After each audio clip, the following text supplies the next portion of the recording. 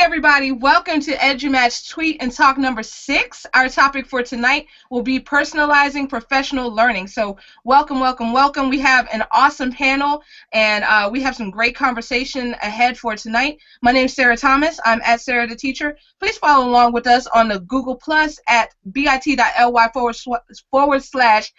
Talk 6, as well as on Twitter with the hashtag EduMatch. Also, check us out at edumatch.education if you want to be our featured person of the day.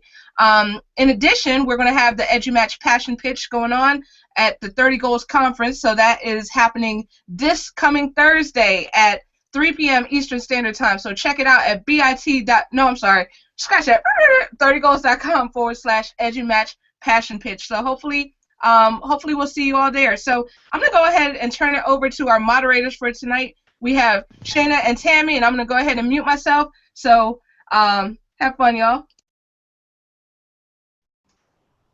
Hi, I'm Tammy. I teach computer apps and game design from a tiny little town in North Florida. And Shana, you want to go ahead and introduce yourself real quick, and then we'll let the panelists do them. Sure, I'm Shana White. Can you hear me?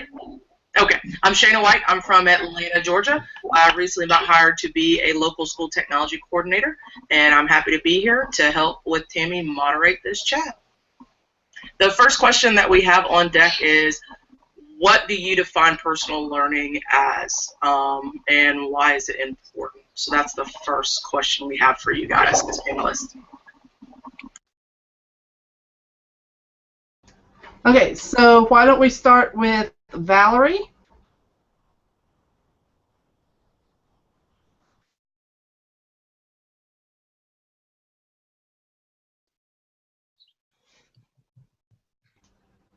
Valerie, can you hear us?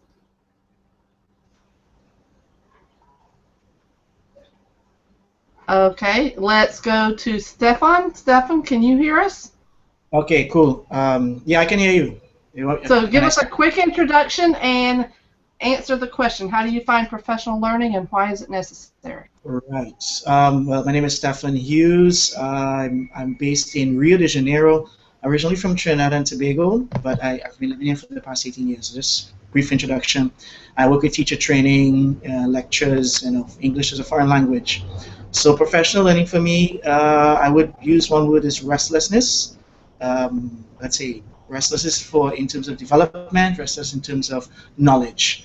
So you're constantly wanting more out of what you're learning, what you're doing. That's it. That's you don't stop. You're restless and you're curious. Nice answer, nice answer. And we're going to slide down to rafranz.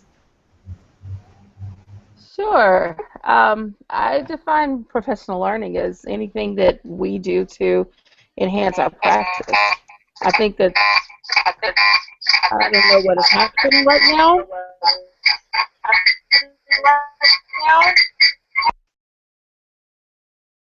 All right. So I define professional learning as anything that we do to enhance our practice, to support our practice and grow as professionals. Number one, that's what we are. We are professionals, and you have to continue to recertify in your field. And by recertify, I consider that a daily activity, and it's absolutely necessary because I think the life and needs of what kids need change at a constant basis. And if we're never upgrading what we do, we'll constantly be stuck in the stacks of worksheets from 1970 and repeating them because that's what we've always done. Great answer. Quickly, Leslie. Hi, I'm Leslie Fagin. I'm an instructional tech coach at a small school district south of Atlanta. To me, personalized learning is, I'm going to go along with what Stefan said, that curious quest for knowledge. It's all about every day continuing to learn about your craft and seeking better ways of doing it. And it's actually all about what you as an individual want. It's not what somebody else wants to tell you should know. It's your personal preference for your own learning. Another great answer. And Brad?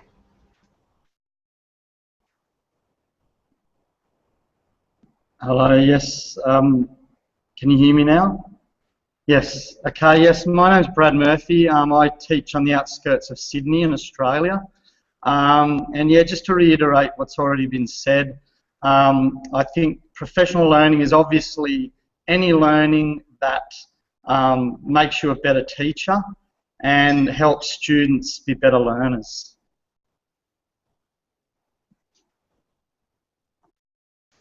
I keep pushing the microphone on my image, not the one where I can open it up.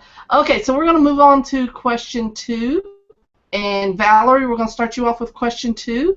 Weigh the pros and cons of personalized professional learning. Excuse me.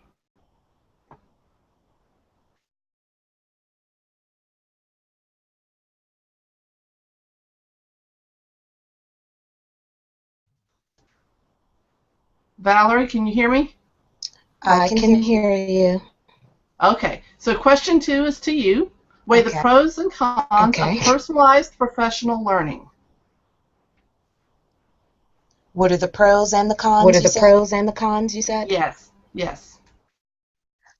I would say the pros would be that you're able to get information that you need from your peers in a way that may not be so well received, or I wouldn't say well received. I would say informational. I think a lot of times in professional development sessions we're handed a folder with papers in it, and for some reason that just does not transfer very well. And so the pros of doing it on our own and personalized is that we get to pick things that we really want to learn about in our own way. The cons, you know, like I said, someone handing you a folder of things, they're pushing their agenda on you and what they think they want you to follow, and there's no choice in that. And so the benefits is that we can both, that we can get what we need the way we want to get it, because we're lifelong learners and we want to learn the way students learn. And so that would be my response to that.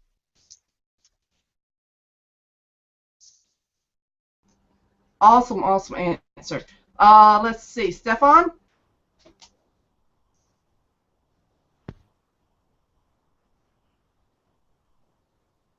Okay. Shana, do you want to answer that one? Okay. Oh. Yeah, Tammy, can you? Okay. You want to get Shana? Go ahead, Stefan.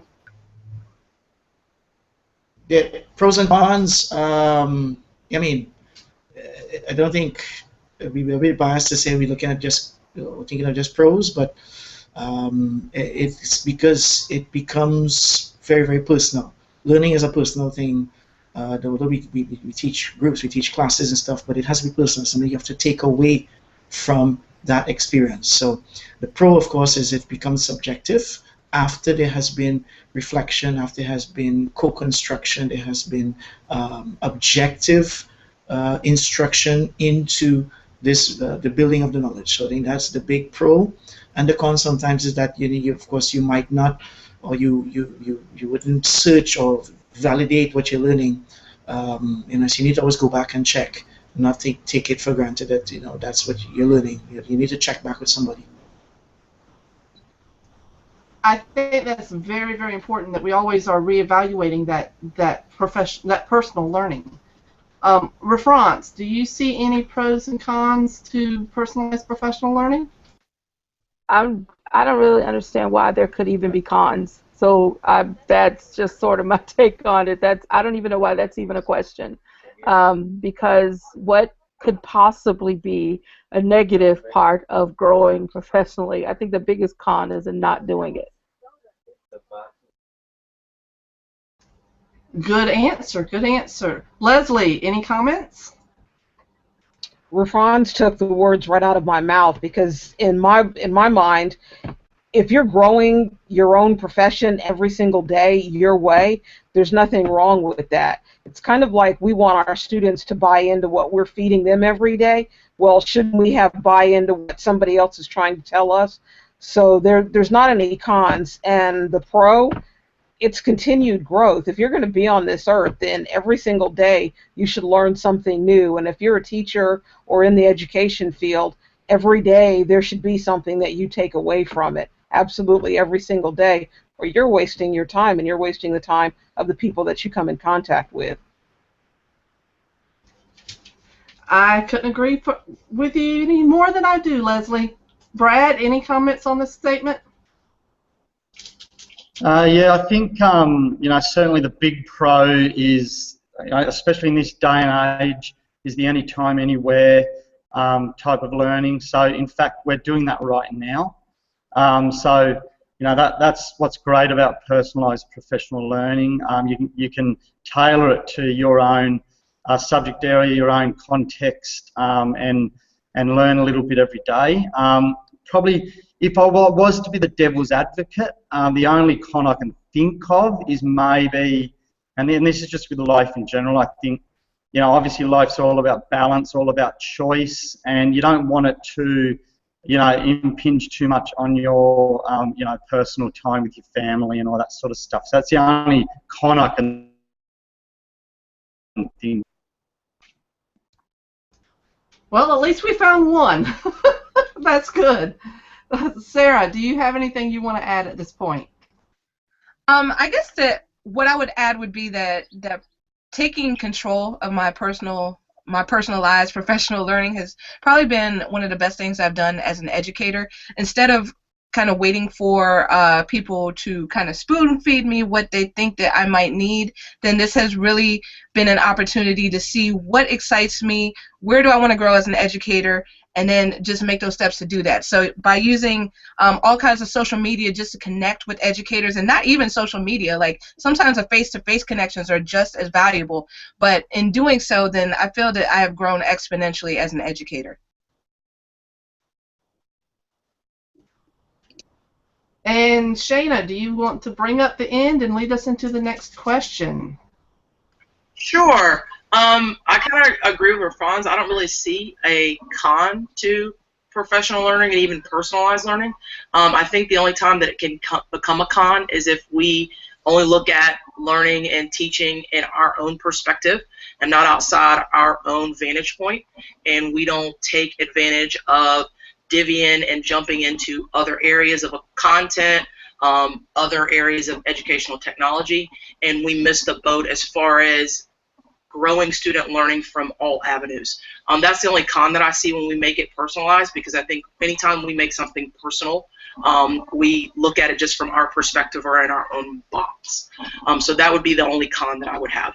The big thing for question 3 that I have is, what is your take on delivering and enhancing content?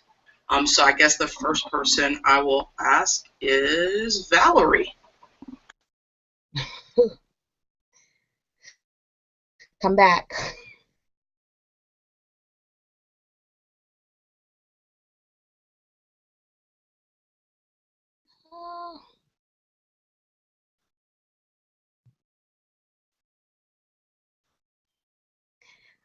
All right, I'm having technical difficulties, you guys. All right, I'll go to Stefan. Are you good to answer that question? Yeah.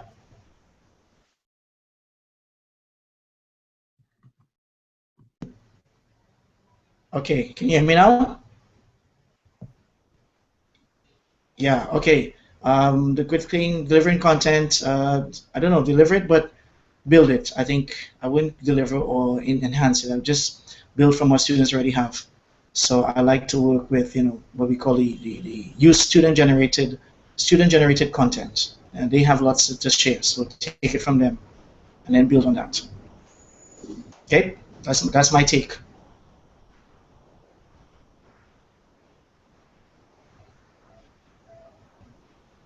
All right, awesome. Rafranz, I'll kick it to you. Your response.